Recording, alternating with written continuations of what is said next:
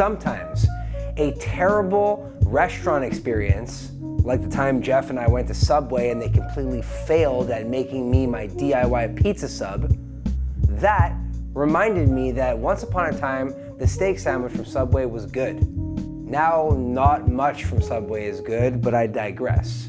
This is shaved ribeye steak. It's typically used to make like a cheesesteak sandwich, often found in geographical locations such as Philly. I like this because it's super delicious and lends itself to other masterpieces. It lends itself to today's masterpiece, which is going to be a steak teriyaki sandwich accompanied by some ponzu mayonnaise.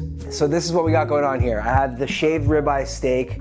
I'm just gonna cook that, pan fry it with some salt and pepper, but then I'm gonna toss it in the homemade teriyaki sauce. Now, here in America, I always thought that teriyaki sauce was the name of a sauce, but in reality, it translates to, the word teriyaki derives from the noun teri, which refers to shine or luster, which is typically given by sugar or a sauce.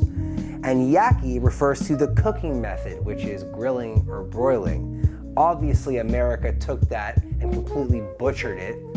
I guess that's what I'm gonna do today. I'm making my own butchered teriyaki sauce, and then I'm gonna cover the entire thing in that, but I want some creaminess added to it, so I got some QP mayo that I'm gonna mix with some ponzu, salt, and pepper. But I gotta shut up right now. I gotta shut up and cut vegetables. Okay, so for this sandwich, obviously, like I said, it's gonna be the grilled steak mixed with the teriyaki sauce. I got the ponzu mayonnaise, but for a little bit of freshness and a little bit of crunchiness, I'm also gonna saute red and green bell peppers and some red onions. All right, red and green peppers, good to go. Red onions, good to go, but I'm not cooking these just yet.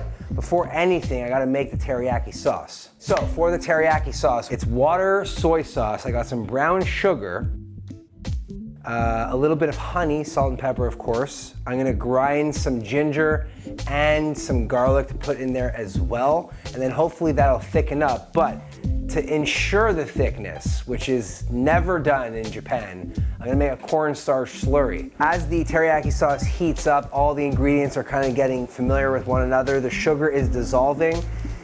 Before this really starts to cook off, I gotta mix this cold water with some cornstarch. It's gonna create like this weird scientific chemical reaction where it looks hard, but when you touch it, it becomes soft. When adding it to the hot liquid, it's gonna thicken all that up and become a real sauce-like consistency. All right, the thickness is at the optimal thickness. It's time to set this aside, start frying vegetables and steak. Now, I'm not trying to offend anyone. This is merely just me trying to be inspired and use that inspiration to fulfill the destiny of my taste buds. It's friggin' poetry right there. So, this was a late last minute kind of decision here, and that was to make another sauce to go with the teriyaki sauce, and I'm using QP mayonnaise, the tangier, way more sophisticated mayonnaise, and some ponzu sauce. I love mayonnaise and I love ponzu, and as you guys know, taking two sauces to combine one is almost 99% of the time a guaranteed banger. So, QP mayonnaise. Oh yeah. Love a good QP squeeze. I'm gonna add about 2 tablespoons of ponzu to that. And then some white pepper, and then some salt as well. All right, let me just try and gracefully transfer it to the squeeze bottle without using a funnel. This is gonna be a mess, but we're gonna try it.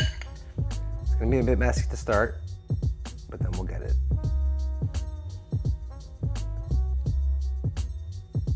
And there we have it, ponzu mayonnaise. Onto the vegetables and steak.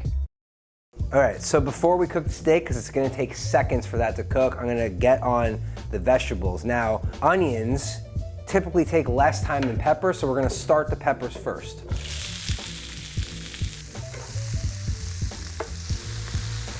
Vegetables are softening up real nice like. I'm not trying to cook them too much. I want them to still have a little bit of crunch to them.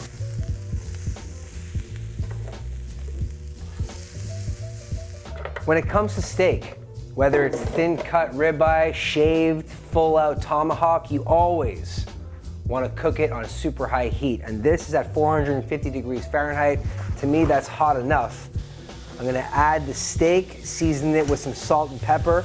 And once it's ready to go, once it's starting to caramelize and kind of get browned and there's no pink showing, that's when I'm gonna add the teriyaki sauce.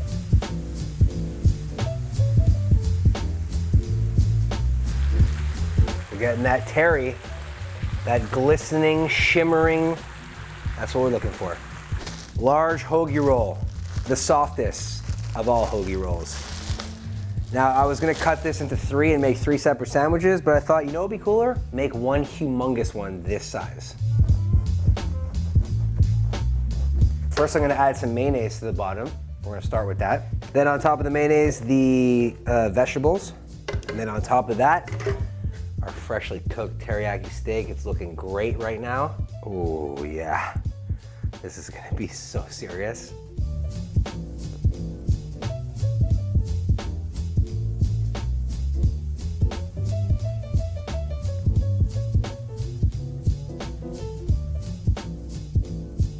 All right, listen, I don't even know how I'm gonna pick this up. Maybe I have some sort of like plank. I bet you I do have some sort of plank somewhere, don't I? Like a paddle that I can lift this thing with? Check this out. Oh, it's all falling apart. All right, I gotta cut it in half. Actually, you know what? For the culture. It's falling apart, but look how big this thing is. All right, now I gotta cut it in half.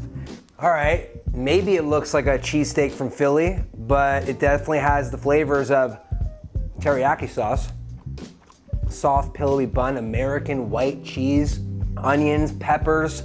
Like I said, teriyaki steak and that ponzu mayonnaise. Oh yeah, I'm excited to try this. Let's go in for it.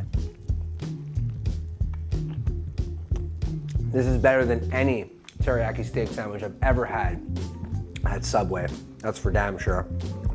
This will rival most steak sandwiches I've ever had.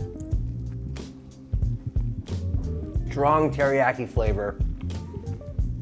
Honestly think that without the ponzu sauce, it might be a little bit flat, but that's adding like a tang via the mayonnaise and a little bit of citrus via the ponzu, right? Ponzu citrus. This is one of those things that I would definitely make again. I hope that you guys want to make this because it's that easy. Check out the link in the description for maybe a recipe or just the denominations on what to use to make this in the comfort of your own home. If there are other things you want to see me create, maybe stuff that exists at fast food restaurants, maybe stuff that you had in your childhood that don't exist anymore, maybe things that are available in a specific geographical location that isn't available in yours. If that's the case, drop a comment down below. Remember to hit that sub button if you're not already subbed, and if you're already subbed, then turn on notifications because I'm pumping out videos left, right, center, and in your face. I'll see you guys on the next one. Bye.